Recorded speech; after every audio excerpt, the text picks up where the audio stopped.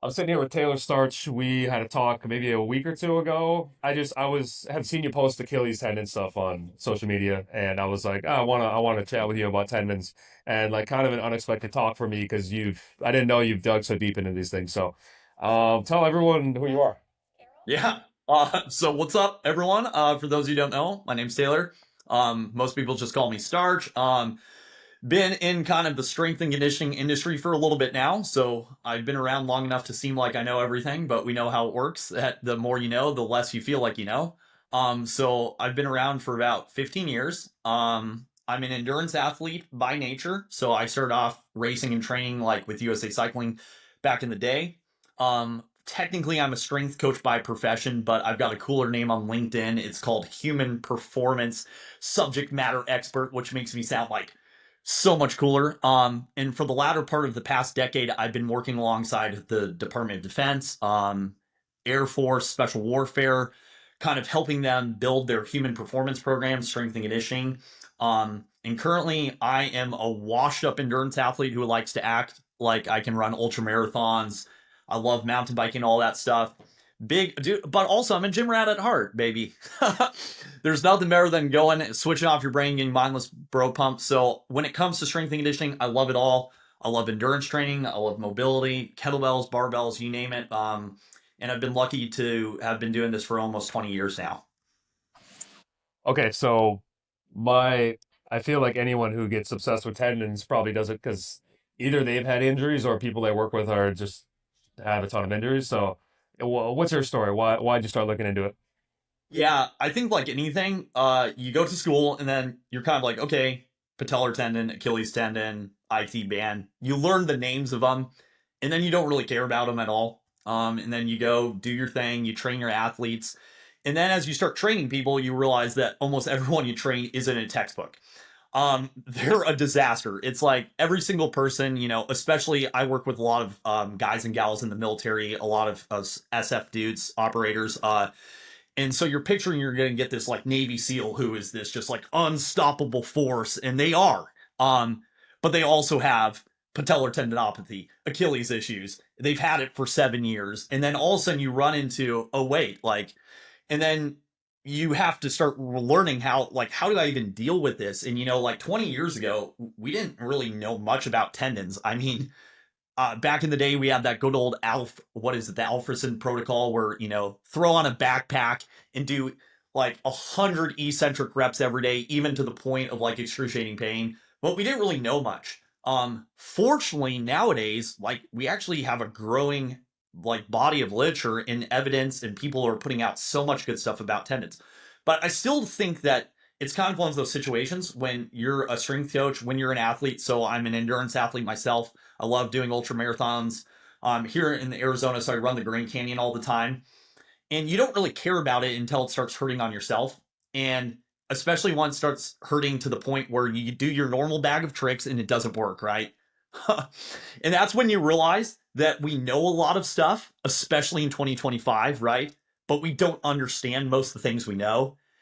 And then you realize not only do I not understand the things I think I know, I don't really have the wisdom to apply them to either myself or my clients. So I had tons of athletes, runners. I work primarily with runners and endurance athletes, triathletes, guys going into like Green Beret, PJ, SEAL, and stuff like that. So dealing with those people, you start to be like, okay, I don't know my stuff. Or at least I don't understand the stuff I know. And then when I started getting into ultra marathons and trail running, you just start running like crazy. And I was a good endurance athlete. I got the opportunity to train with USA Cycling. So my thought process is I'm a beast endurance athlete. I should just be able to run like crazy. Well, I was so ignorant and naive that when I started doing all these ultra marathons, trail runs, Spartan races, that my Achilles started blowing up. And I'm sitting there like, well, what the heck? I've got good endurance, right? This makes no sense. And then you start realizing that when it comes to the human body, there's different tissues and they have different issues, and different tissues need different solutions. And I think it's one of those things where we just think of like, oh, train your calves, get them stronger, right? That's not wrong. But even when it comes to like the Achilles tendon, same thing. Oh, you want a strong Achilles. what does that mean? I mean, Kobe was the GOAT, he was the Mamba, and he blew out his Achilles. So, like, and you don't think he knew how to go about business? So you start diving into it and you start realizing, oh, wait, there's different tissues in the body. They respond to different things. They like different things. They prefer different things. And so that's how I got into like tendons is through, I started getting some wicked insertional Achilles tendonitis because when you're running uphill at like, even like 7% incline is going to increase the strain on the Achilles like 55%, I think it is, which is it doesn't even sound real when you hear that, like that a 7% incline increases strain on the Achilles like 55%. And then, a lot of times in trail running, you're running at 25, 30, 35%. So I started blowing up my Achilles and then started diving into it and then realized I knew a lot of things about tendons, but I didn't understand them. And that's kind of how my journey into tendons started was blowing up my own Achilles. That's the best way to do it, right?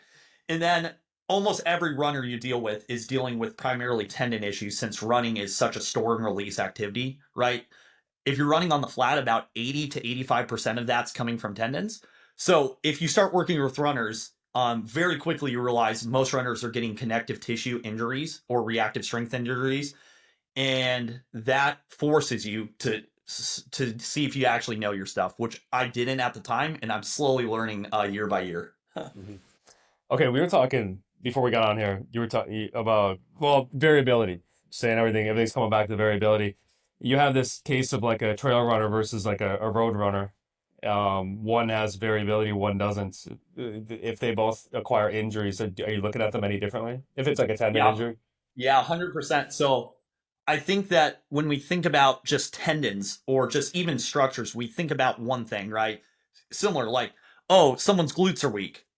And we treat the glute as if it's one thing. Same thing with the Achilles tendon. Like for years, you just think Achilles tendon.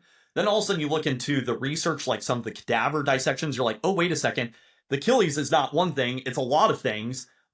You have different subtendons, and those different subtendons go to different parts of the lateral gastroc, which is the outside calf, the medial gastroc, which is inside calf, and the soleus, or if I want to sound super intelligent, the soleus. I always love when our friends across the pond say soleus. It makes us sound so lame here in the States. And then what? Then you start thinking about this, and you start looking into fascicles and all that, and connective tissue and taper end fibers and all the. You start realizing the human body is far more complex than we ever could imagine. Like it's scary how complex it is. But at a simple nature, connective tissue has these behaviors, and one of the behaviors of connective tissue is that it's non-uniform, which means that when we impart force into connective tissue, right, and tendon is just thicker connective tissue, and there's connective tissue everywhere, not just in tendons. So back in the day, right, you pulled out your anatomy book, you have the bone, you have this white tendon, then you have the muscle, then you have the white tendon, and then you have the bone. And for years, that's the knowledge I had of connective tissue. But then you realize, wait a second, that connective tissue isn't just near the bone, it goes into the muscle, it surrounds it and encapsulates it, it holds the muscle fibers, it permeates, it's this entire web. And I'm not talking like the whole cult functional patterns like fascial web or whatever. I'm talking there's legitimate connective tissue that runs, some of it runs partial length, so it doesn't run the entire length of the muscle fiber, some of it does. So what is that telling us? That when we put force into tissue, into muscle, that it's non-uniform, which means it gets dispersed and spread out, which is why we're able to do all the amazing things we can do, right? If if force was uniform, meaning it went in one direction one way all the time, we'd get injured all the time. And that's the interesting thing. What we see is when people damage tendons, that there's less variability, right? So when it comes to variability of something like the Achilles tendon, in a nutshell, there's three subtendons of the soleus, lateral gastroc, and that. But the thing I didn't realize is that I had trouble understanding this. Like they talk about in the research how the Achilles tendon will spiral and turn like 90 degrees. That creates like a loaded spring. And that allows force to get distributed, spread out, which allows us to dissipate heat, which is the ultimate job of tendons and connective tissue is to dissipate heat, right? It's to absorb that force. So the interesting thing is, if you think about it, like when someone who's running on the road, they're running the same way in the same pattern, assuming they're running on the flats, right? So the Roadrunner is going to get incredibly efficient in certain lines of that connective tissue in those tendons. Because remember, a tendon doesn't just have one line of connective tissue. It's got thousands of lines. And obviously we can simplify and say, well, there's some lateral stuff, there's some medial stuff, there's all that. But for instance, I didn't understand that when it comes to like the Achilles tendon, that it does basically a 90-degree spiral, which means that I had trouble understanding this, but if we're talking about the left Achilles tendon, that if you picture that there's a circle with two dots, and the dot at 9 o'clock is the lateral gastroc. When if you turn that right 90 degrees, then the lateral gastroc is going to end up at 12 o'clock, which is the front, which is the anterior. So what does that mean? That means that just because you're hitting the ground or you're doing an ISO doesn't mean you're uniformly loading, stressing, or straining every line of connective tissue or tendon. So why we tend to see road runners blow up in certain ways, and I think that we get issues, is because they have a lack of variability of loading different areas of the tendon. And it's backwards of what we'd think, right? We think that the areas that get the load are going to blow up, and the areas that don't get load are going to not. Um, and the weird thing about it is we know tendons need strain to gain. So, like in the Achilles, right? That spiral is going to mean that the anterior fibers, which sit on the front of the calcaneus, are not getting that much load compared to the back stuff. So it's actually the fibers that aren't getting enough load and are getting deprived of stress that are going to not be able to adapt. So what does that mean? That variability is crazy important when we're doing our sport, right? So we know that people are more skilled and that are going to have better longevity or better survivability when it comes to like degradation of tendons and connective tissue need variability. Sport is going to naturally degrade tendons because you have to get good at it. And to get good at it, you need to do the same thing over and over again. So I think what I said in way too many words is that we have to appreciate that there are many lines of tissue. And just because you do an ISO in one position doesn't mean you're getting all of the tissues. And just because you run in the same direction doesn't mean everything's getting uniform loading or stronger, faster, better. Yeah, so in our conversation a couple weeks ago, you were talking about doing calf raises, like I think I don't know isometric calf raises, and this whole talk of the subtendons. And if that it's an insertional problem, it's like the underside of the Achilles, that is kind of getting that pathology, and that's lining up with the lateral gastroc, right? And Yeah, then yeah. you were kind of doing calf raises in yeah. Can you talk about kind of your experience and like how weak you were trying to hit this maybe area of the tendon? Yeah, I think that's where it became real to me because I think everyone gets that. Okay, we know that like okay, I've got a tendon that's not doing well. Spam it with isos, drown it with isos, right? 100%. But then I think that's where people just kind of do that, and then they do their 3 to 4 sets of 30 to 45 seconds. But we have to remember that just because you get strong or train or strain a tendon in one position, that means you hit certain fibers, fascicles, and tendons, right? Because there's the tendons that connect all the fascicles and subtendons within the tendon, right? And we know some of them go the whole length, some of them don't. So what I'm saying is we need to make sure that we hit the different aspects of the tendon. So here's a great example is when we're doing isos, I think that 99% of people that do an isometric do it the same way every single time. It's not wrong. But what I started doing was I started saying, okay, well, I almost want to think of it like floors of a hotel, right? If I have a 10-story hotel and I go to the third floor and I clean up all the rooms, technically the hotel is getting cleaner, but all those other floors need attention, right? So just because I clean the third floor doesn't mean I clean the fourth or the fifth or the sixth. I have to go to that specific floor and do specific work to make that better. Now, I could argue and say my hotel is less messy, but at the end of the day, those other areas have been neglected. So, what I started realizing was that we have these different lines of the tendon in connective tissue. And whenever I change the angle to a certain degree, obviously there's carryover a little bit, you are going to number one, expose lines of the tendon connective tissue that aren't getting strained because either you have a repetitive motion like running, or that we know that the strong gets stronger and the weak gets weaker, right? That's the stress shielding effect that we know tendons and the nervous system is the great governor, right, of protecting us. It cares about survivability, right? Surviving and thriving. And to do that, it's going to stress shield those injured areas or those areas that aren't able to transmit force appropriately. So what I started doing was I started saying, wait a second, why am I just training in one position in one way? Because just because you're strong somewhere doesn't mean you're strong everywhere. And the way I think of it, like, is imagine you had a castle. Like, I'm thinking, like, what's a like the kingdom of heaven, right? You've got Jerusalem. You've got the front gate, and you've got all your guards and knights on the front gate. And you're like, I dare you to come through the front gate because you've got lots of strength to protect you there. Then all of a sudden they're like, wait a second, no one's guarding that lateral outside gate there, right? There's not much there. Let's attack there.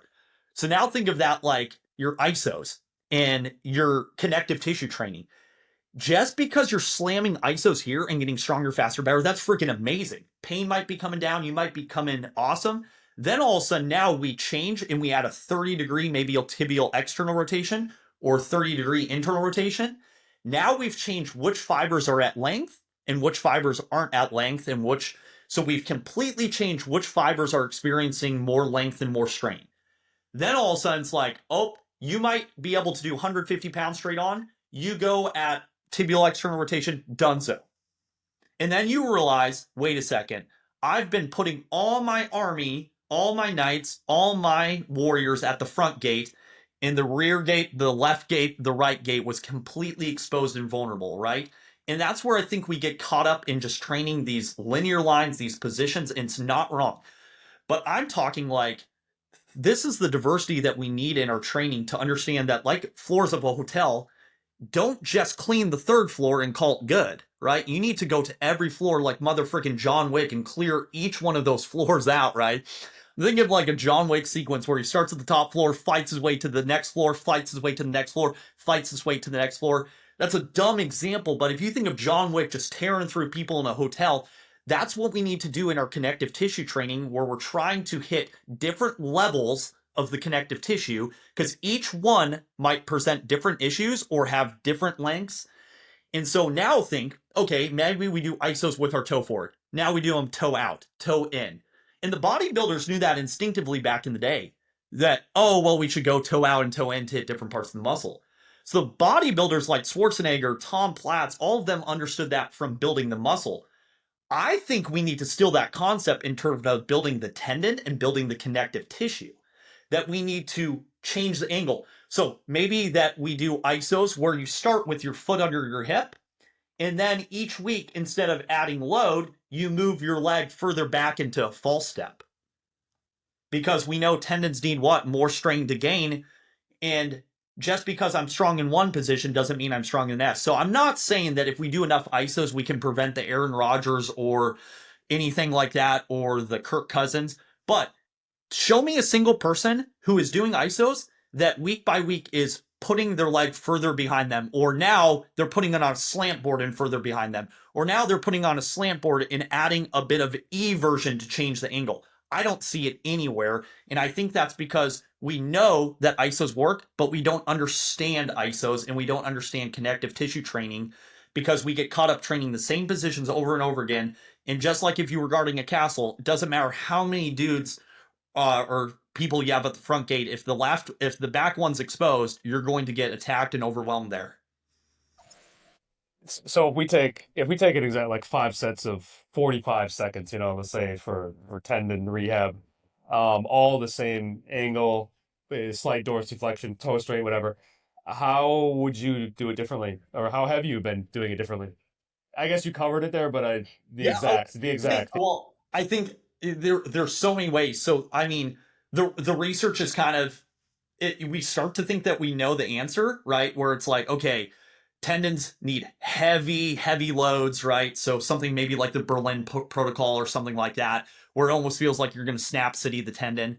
Then all of a sudden we see some of the older literature. I think it was I might be pronouncing this wrong, like Hettinger, It's from like the 60s. It's like they did like this research. Like we all think that stuff is new, right? That we're like, oh my gosh, this we're in the age of ISOs, and I love it, dude. ISOs are the best. But it's like kind of like Lord of the Rings, like, you know, like they're like the age of the orc is upon us. Like we're in the age of ISOs, and I couldn't be more thrilled. But man, I got derailed there. uh Yeah, I was saying the exact how you're. I guess based on the research, yeah. you know, like 5 sets of Yeah, 45 or so whatever even it is. back How are you?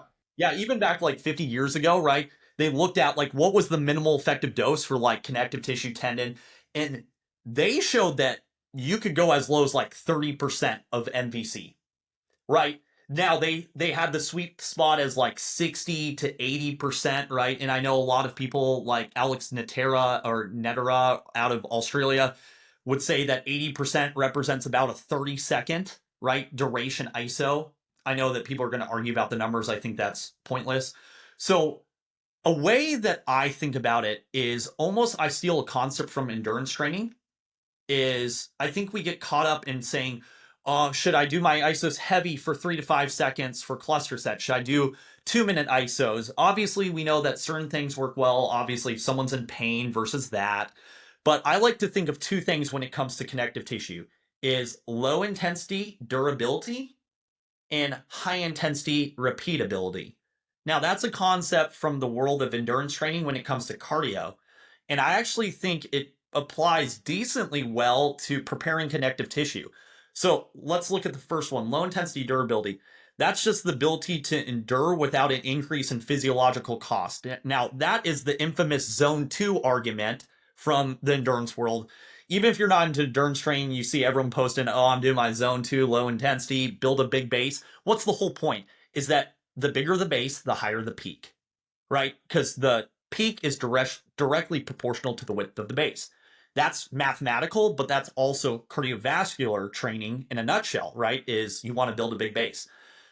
I think people understood that when it came to GPP. You know, obviously the Soviets and everyone understands GPP.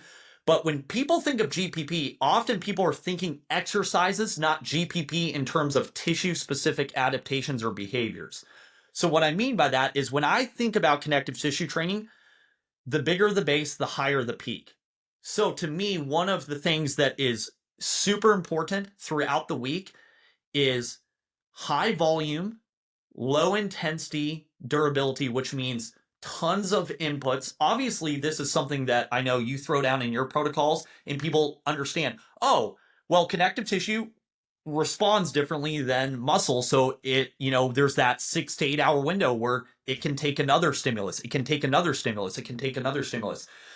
So the reason why that's important to understand is because we want to ever increase the base, right? Because the bigger the base, the more work I can do when it comes to intervals and cardio.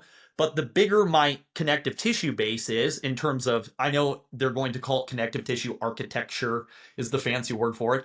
But the more work I do there, the more I'll be able to do my high intensity ISOs. So I think that there has to be direction to that, right? So what I'm talking about, so when we do our lower intensity ISOs that might be at 30 to 40 to 50% of MVC, 60% maybe, I think that the people that prove that this works really well are rock climbers, right? Because they're doing hangboard workouts all the time. And a hangboard workout is a pretty low percentage of max for those rock climbers. And they showed in the rock climbers that it didn't matter what weight they used. It mattered that they got between that 2 and 10 minute window, right, for connective tissue as that kind of sweet spot of loading, right? Past 10 minutes, there wasn't much gains past that. But most hangboard workouts, when it comes to rock climbing, last between like 5 and 10 minutes. So the rock climbers will do that, what, daily. In fact, some rock climbers will do it twice a day. Now, what people tend to do is they tend to focus on the low intensity, long duration ISOs to get pain to come down. And then they abandon them then completely. I think that's where the mistake is.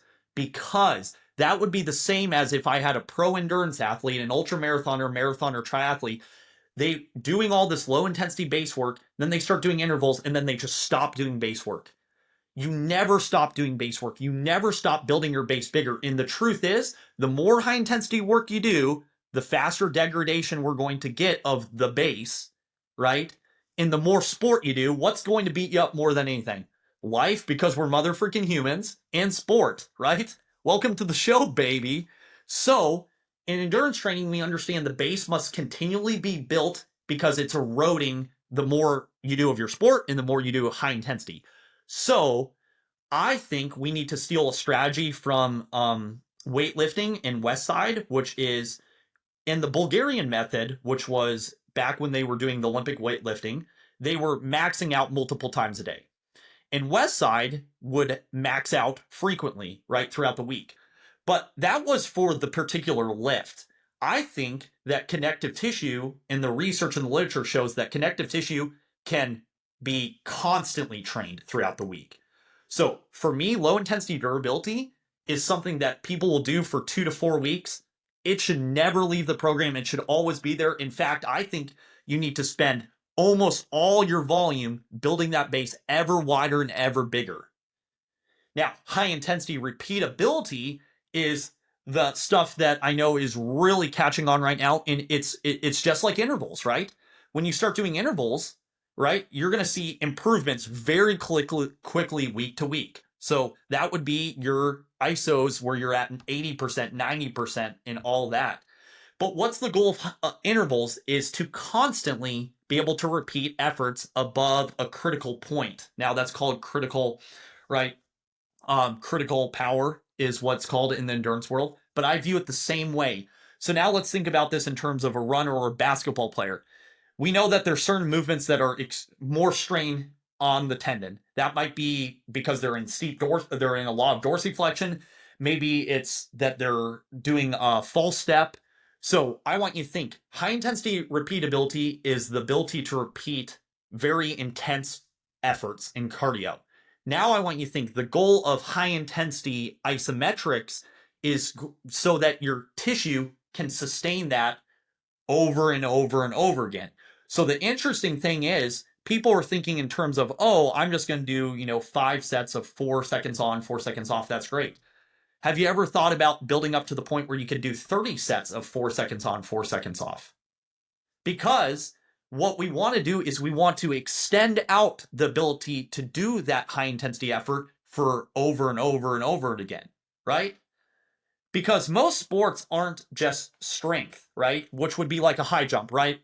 You run up, high jump, strain the tendon, and you're done, right? Then you get a rest. Like sports like basketball, running are a lot of volume. It's a lot of strength. It's a lot of strength endurance. So I think people get caught up in thinking tendons and they think about someone like a high jumper where it's like, okay, I just need the tendon to strain, and deal with that. It's like, well, play spike ball for like 90 minutes, play volleyball for 2 hours, go for a 3 hour trail run, and tell me that that doesn't require that the tendon can take those hits over and over again.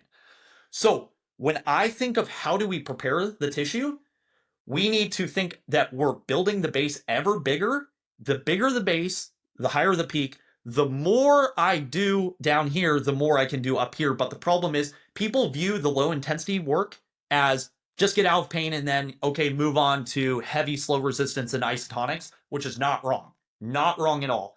I just think it should never leave the program because it's the thing that supports everything. And you're going to constantly be degrading and eroding the base.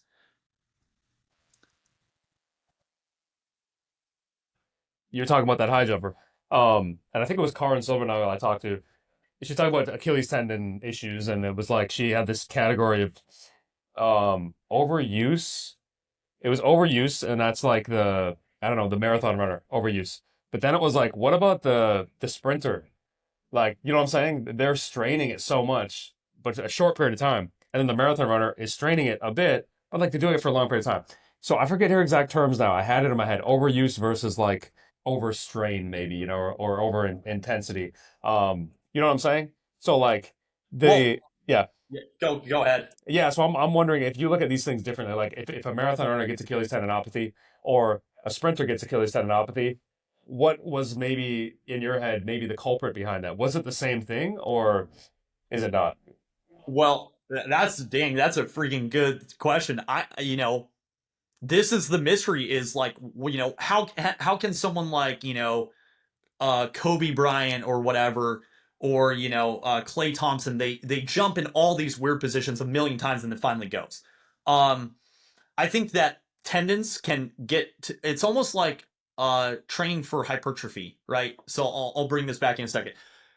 I can get gains in muscle mass or hypertrophy by training at a low intensity relative to max and taking it to failure. So kind of the high volume method that would be more guys like Lee Haney, Arnold, and stuff like that. Or we have the high intensity method like Mike Metzger, Dorian Yates, where they were like the one set to failure. Now, notice how both people got to the result of hypertrophy. They just went there. One did a lot of work and then got there at submaximal. One went near maximal and got there. So I think the same thing happens with tendons, right?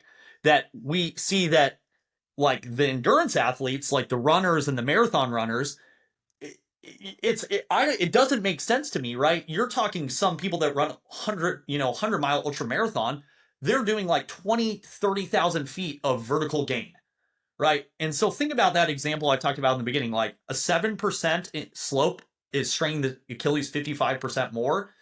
And then, okay, so how come like ultra marathoners who run like 30,000 feet of vert over 100 miles continuously without rest don't snap their Achilles like every ultra marathon?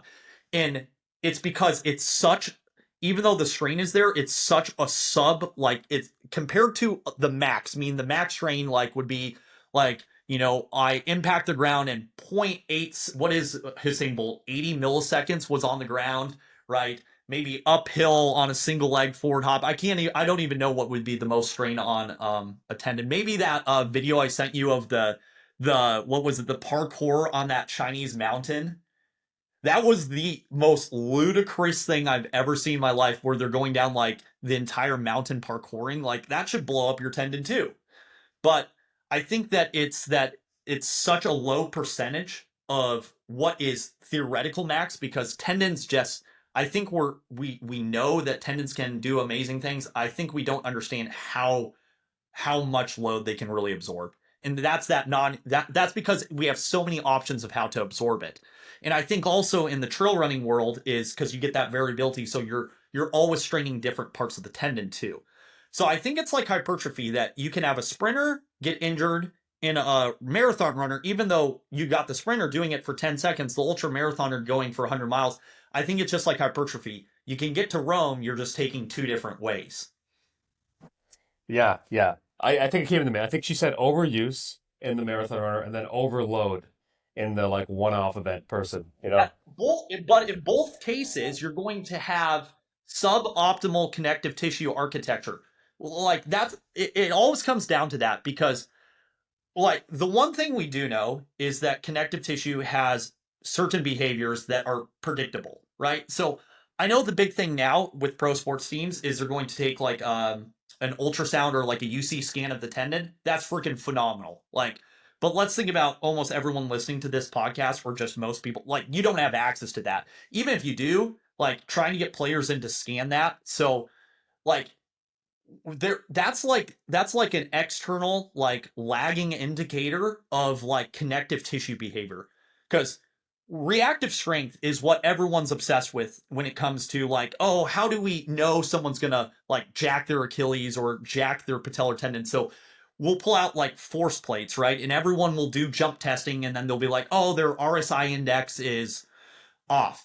So they're focused on like an external output and a lagging indicator, but there's actually leading indicators internally, biologically, that we can understand. So we at least know that connective tissue has a normal stress strain behavior, which means that it's a 1-to-1, which is freaking nice. Thank God. I suck at math. I'm just 135, 225, 315, 405. You know how it is. Um, so when it comes to connective tissue, it has a normal stress strain curve, 1-to-1. You add more strain, which for people listening, that's more length, you're going to get more stress. And it's a nice 1-to-1. Well, we know that abnormal connective tissue is going to have an abnormal stress strain curve.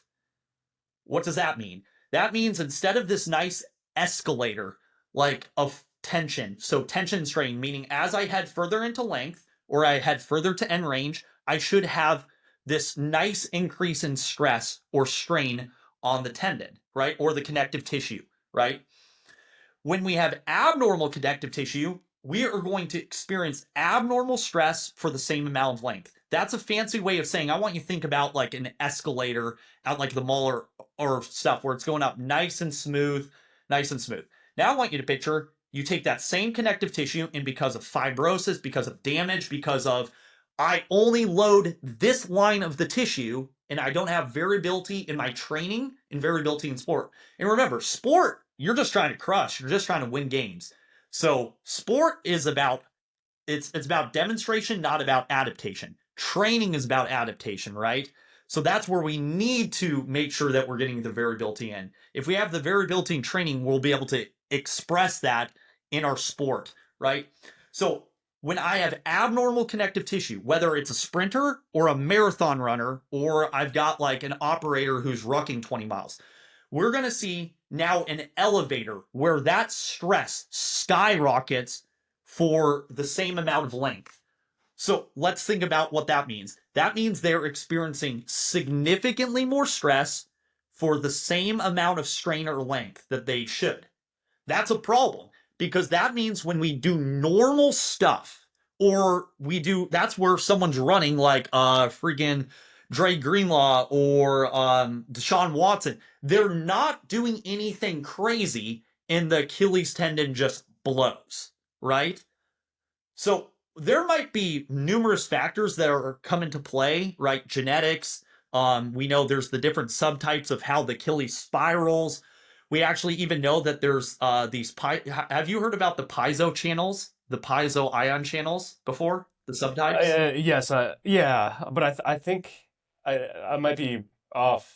Yeah, yeah. Go ahead, talk about it. I Yeah, have heard yeah. of it. Yeah. So yeah, no, it's crazy. Like, this is a little bit of a tangent, but like in 20, I think it was like 3 years ago, 4 years ago, like these two researchers got like the Nobel Peace Prize for like because we're just starting to understand how tendons and connective tissue develop stiffness.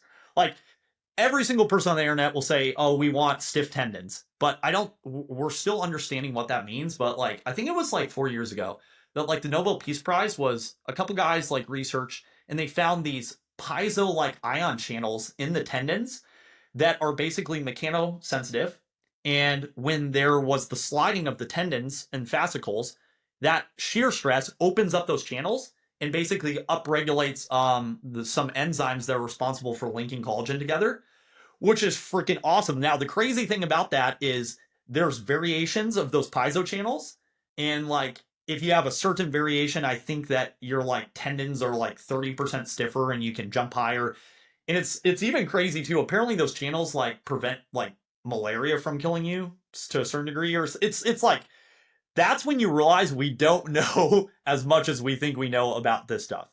But like I said, there's so much stuff that we don't know. But what we do know is that abnormal connective tissue, whether I also like to say this, people are like, how do I know I have abnormal connective tissue?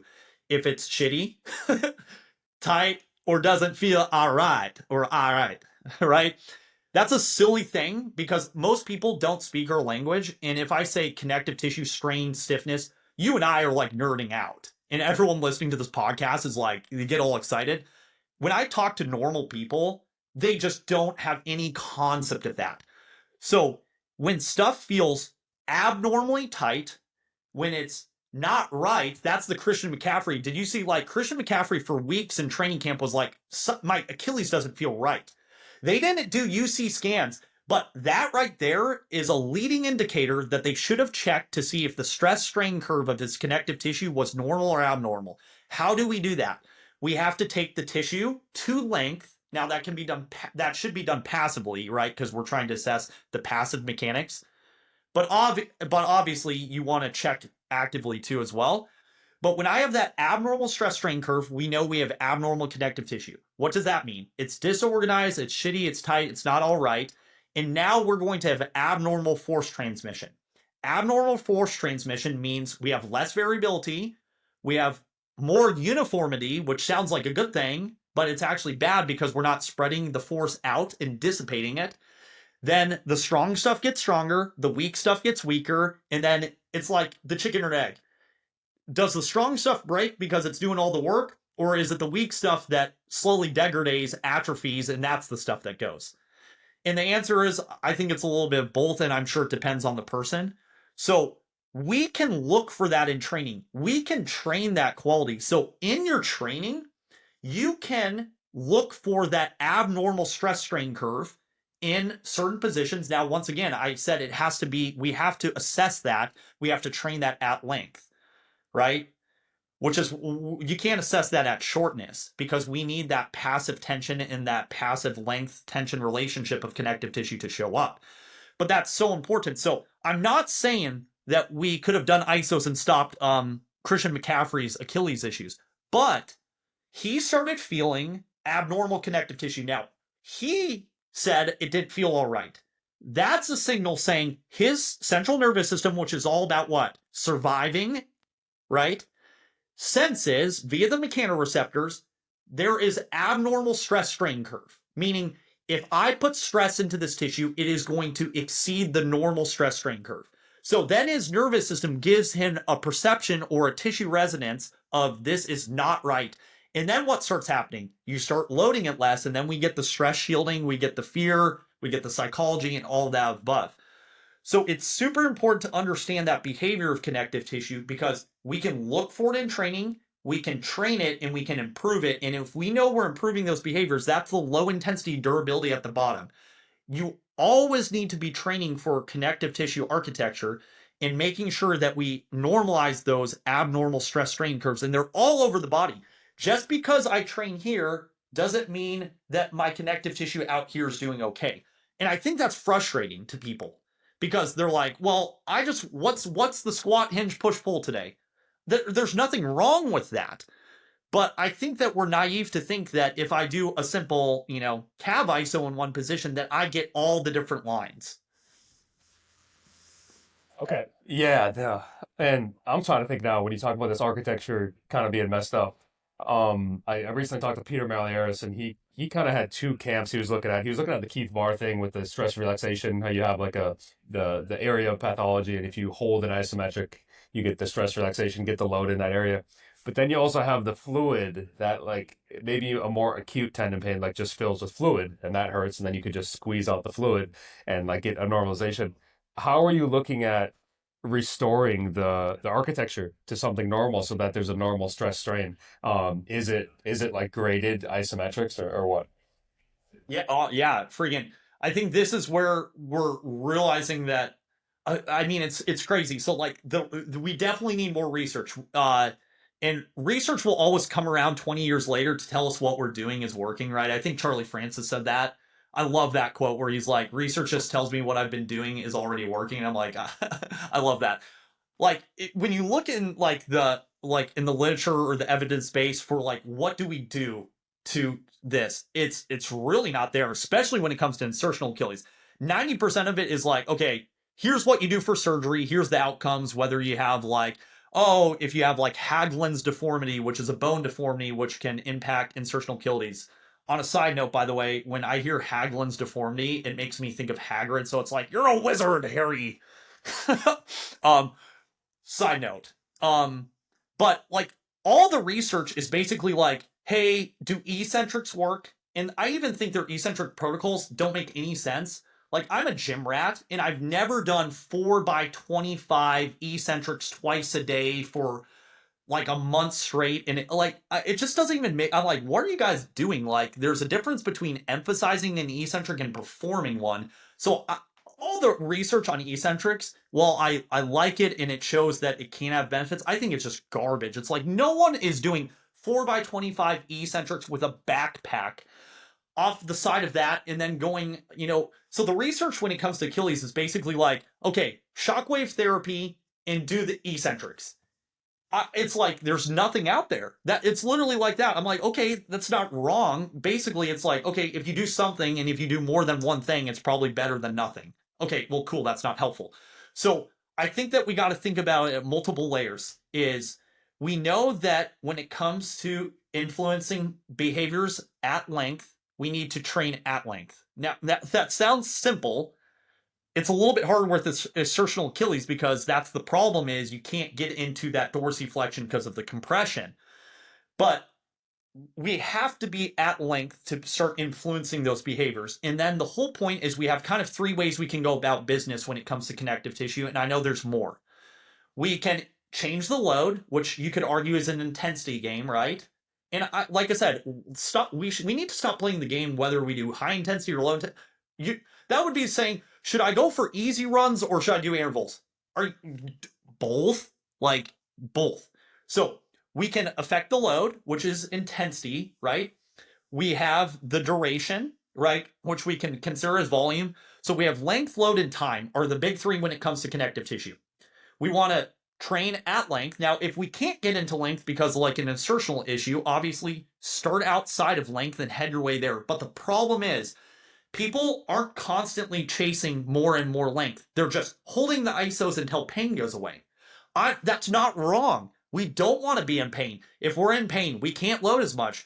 We're not going to be able to train and load as much. So obviously, but we need to be constantly challenging more and more length because length equals strain. We need to constantly be challenging load, either A, to maximize absolute strength of that connective tissue, which would be like maximal effort method from like a West Side, or the endurance of that, kind of like that repeatability I talked about. Show me people that are trying to extend the repeatability of connective tissue's ability to absorb force. I don't know of anyone doing that. Meaning like, okay, you can do 4 by 30 seconds. How about 30 by 30 seconds with no loss into an eccentric? Meaning, obviously, if we're holding an ISO and we start dipping into an eccentric, we're changing behaviors. So I'm talking how much volume sets and reps can you do before there's a change in behavior to eccentric? I don't know the answer. I don't. It's kind of like a cool science experiment. I don't know what it's going to lead to. But if you had two runners and you had runner A who could do 4 sets of 4, like almost like the Berlin, you could do 5 sets of 4 seconds on, 4 seconds off. And then all of a sudden, after that point, they started losing the iso and going to the eccentric. Let's say you took that runner and now they can do 50 sets. And they've never increased the weight for an entire year. The weight never increased. Is that person better? In my opinion, yes, because the goal of training is progressive overload. At the end of the day, we're progressing, right? And we're progressively overloading, which is proof or a receipt that our body is adapting. And how do we know it's adapting? Well, like we said, we have load, length, and time when it comes to the tendon. So number one, you have to know how to manipulate volume, intensity, and density. And I talk about this all the time.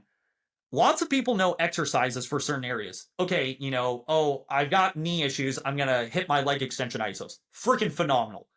But just because you list off a bunch of ingredients doesn't mean you know how to cook in the kitchen, right? Chef Ramsay proved this. Watch a season of Hell's Kitchen. You've got people that have resumes that say, oh, I'm a chef, and then they start putting ingredients together and they can't cook worth anything. So just because you have a bunch of ISOs doesn't mean 6 months from now that person is going to have restored that normal connective tissue behavior and then is back to kicking ass and taking names. Because what's the number one like predetermining factor that you're going to get an injury when it comes to running, especially? You've had it before. So we're really good at getting people out of pain, but we're really bad about keeping people out of pain. So this is where it's hard because you have to know how to manipulate volume, intensity, and density over time to achieve a result, not just get someone out of pain, right? So that's where ISOs at length is a starting point, but it's not an ending point, and this is where people get in trouble. We know connective tissue takes a long time to develop, and that's so frustrating, right? But the great news, it takes a long time to degrade too. That's why people, right, don't have any issues until they're 30, 35, 40, 45, 50. And then all of a sudden they're like, why are all my tendons blowing up in a disaster? It's like, well, if they would have been looking for that abnormal connective tissue, that abnormal stress strain, increased tension at length, and they would have been building their base, they probably would run into a few less issues, I would predict. So you have to be able to know how to cook, right? just because you've got a bunch of ingredients doesn't mean the dish is going to taste good. Now, it could be edible, meaning like you could eat it and technically get away with it, but I'm sure it's not going to taste that good. So, ISOs is where we start, and ISOs at length is where we begin, but you don't ever read the first chapter of the book and stop unless it's a terrible book. You got to keep reading and progressing to the end of the story. So then we need to keep changing either the length, the load, or the time, right? Volume, intensity, density, and you need to be a master of those three variables, and most people aren't. They're just doing exercises, they're not progressively overloading. Then we have to understand that we don't want to just be good in a position at length. We need to be able to develop the next behavior, which is length very quickly, right? Which is stiffness very quickly, which is the reactive strength. So then we got to start challenging the speed of that connective tissue at length, which I don't see happening at all. So now we need to thinking oscillatory isos. Isos where we start to do ballistic work, right? Ballistic isometrics. Then we can start having a conversation about everyone's favorite slow eccentrics. But then even there, it's crazy. When it comes to building like bones for running, you've got to progressively push people up what's called the bone ladder, which means you might start with like pogo hops, but eventually that's not stimulating enough to the bone, especially for running. So now you need to work your way to like depth drops or single leg forward hops because you got to progressively challenge that. What everyone does is they just do ISOs. They never increase the ability to do ISOs at greater lengths. They never increase the ability to do it for longer durations or greater loads. Some people do, right? Then they never develop that connective tissue's ability to then handle those loads quickly. And then we've just been talking about isometric behavior. Then it's time to do the dynamic stuff. But the truth is, people need far more static work than dynamic work, but they almost have those ratios flipped. Because you'll see people doing tons of plyo work, tons of dynamic work, and they don't have any foundation to build upon. So that's a long-winded answer, but the point is we have to start with those. And then the weird thing is you're talking about like so the isometrics and that fluid flow, but have you seen the research when it comes to like fascicle sliding? When it comes to like what exercises do really good when it comes to that? Yes, recently, and I've been sent it by a few people, and I'm just like this study kind of sucked because it was like five exercises, and one of them was like a calf stretch. So it's like this is the best for Yeah, yeah, fascicle sliding. But I'm like, you only tested five things. You should have tested is that like the one where they found out that the soleus rays was the best? that's what it was. Yeah, and it Yeah, was yeah. yeah. And it's like it's kind of like I'm like really like I get it. I'm the biggest soleus. Dude, I've got a soleus rays in my garage. I'm the biggest soleus fanatic on the planet, and I think that's the same thing. Where right, so people are going to say, well, what's the best for? Should we do heavy, slow isotonics? Should we do concentric? Should we do eccentric? And you're going to have everyone in their favorite camp. You're going to have the ISO guys who are like, well, yeah, the ISOs are going to squeeze out the water in the tendon. And I'm like, yeah, guys, let's roll it. Then you're going to have the eccentric people being like, well, you can load the tendon more when you do an eccentric. And I'm like, let's go, let's do it. And then you're going to have the concentric people be like, well, the literature shows that it creates the slide and glide and it's going to increase the fascicle sliding. I'm like, let's go. Like, how silly is it to argue like whether we should be doing ISO, eccentric, or concentric? Dude, it's like kind of like in the Matrix. People are like, "Oh, do you take the red pill or the blue pill?" People are like, "Take the red pill." I'm like, "Swallow them both and see what happens." Do it, do it because like every like the whole point of the conjugate system in West Side was saying, "Hey, we need to train multiple qualities at once," because they learned in block periodization, while it was highly effective, that if you're not training certain behaviors or certain qualities or certain aspects of sport performance, they degrade very quickly. So instead of thinking, oh, these next 12 weeks I'm in isoland, the next 12 weeks I'm in this land, that's not wrong. There's nothing wrong with that.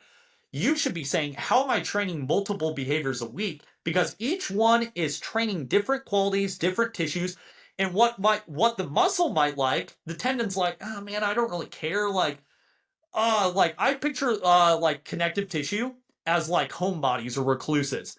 You're like, hey, the muscle's like, hey, bro, let's go out, let's go do something, and the connective tissue is like, bro, I just want to stay here, right? So the yield. That's why I just want to stay in. I don't want to go anywhere, right? So that ISOs at length, right?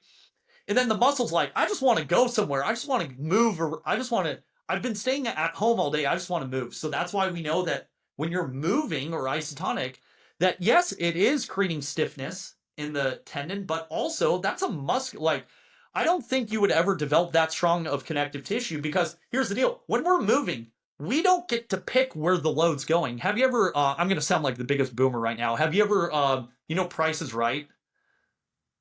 Yeah. I'm gonna sound like a boomer because like half the people will be like, Price is Right. Hopefully people still remember. There was a game called Plinko, right? There's all these like metal notches, and then you drop the disc, and you're trying to get the middle, which has like the $1,000,000, and then it starts hitting, and the disc is going all over, and it's about to go in the million, then shoots off. That's force transmission. If you want the best example of force transmission on the planet, watch Plinko on The Price is Right. That's exactly what happens. When we're training, our goal is we're trying to funnel the stress into the stuff that needs it, right? Because when we're playing sport, we're just expressing and demonstrating our capacities and our strength. It's a demonstration of our abilities. And now we're just practicing versus training, right? And practice in sport is going to accommodate our tissues, which is okay because we want to do epic stuff in life.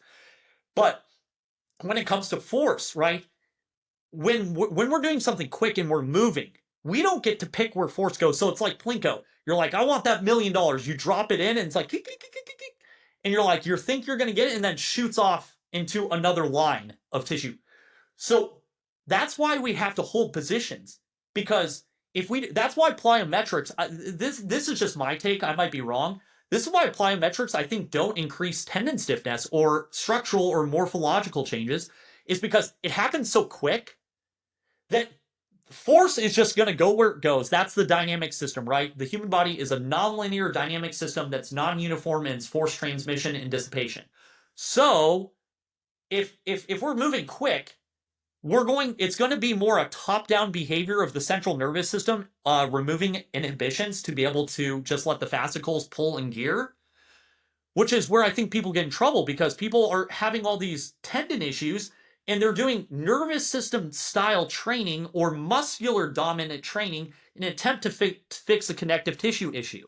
So you have the top down, which is the nervous system component of reactive strength, and you have the bottom up, which is the tissue based behavior of connective tissue and tendon. So if I don't understand that, if I just go and span calf raises to failure, let's say you do calf raise to failure, that's freaking awesome. Freaking awesome. The muscle is just as important as the connective tissue, which is just as important as the range of motion of the calcaneus, whatever you want to get into. There's no one is better than the other. Now, certain people lack in certain areas, right? But I've got to think about that. If I just do like calf raises to failure, your thought process is, oh, well, the fascicles are sliding, but are the ones that you need to stimulate the ones sliding? That's the question. And I think that's where we run into issues, is we think just because of the research something shows sliding, well, is it the stuff that you want? Meaning, like for insertional Achilles, we're seeing that the subtendon of the lateral gastroc, for most people, I think it's like 2/3 of people, is the anterior portion, which is the weak unloaded portion that gets like where the pain comes from, right near the bursa. So for most people, that's represented by the soleus and the lateral gastroc. So just because I do calf raises, right, I might completely miss those subtendons, even though there's nothing wrong with improving stuff, right? We want to make our strength stronger and our weaknesses better. But I think that's where it's super important to not start this false dichotomy where people say, oh, you want to do isos and not eccentrics, or eccentrics and not isos. It's like, do it all. And why most people run into issues is because they don't know how to program. They don't know how to cook. They don't know how to get from point A to point B, right? It's crazy. If I gave you a recipe right now and you messed up the volume of ingredients, so say it said for like 1 teaspoon of salt, and you put in 2 tablespoons, and then you didn't cook the chicken long enough, and then you forgot an ingredient, you might, like I said, the dish theoretically is edible, but it's not very good to taste. So I think that's where people run into issues, is they know what to do on Tuesday, but they don't know what to do 2 months from now in terms of progression connective tissue, because they're thinking about exercises, not adaptations. we want to think about adaptations and then pick our exercises, not the other way around. Okay, we're gonna have to do a part two because we're at an hour. So, Well, um, yeah, let's do that. I wanted to talk about a bit about bones, but and the relationship with tendons, but let's do that next time. yeah, For yeah. for now, tell everyone where to find you. Yeah, the internet's normally where I tell people to start. It's also a good place. I'm on the gram, YouTube. I'm out there in the ether. Just type in Taylor Starch and you will find me. All right, man. Thanks for coming on. We'll do it again soon. Yeah, well,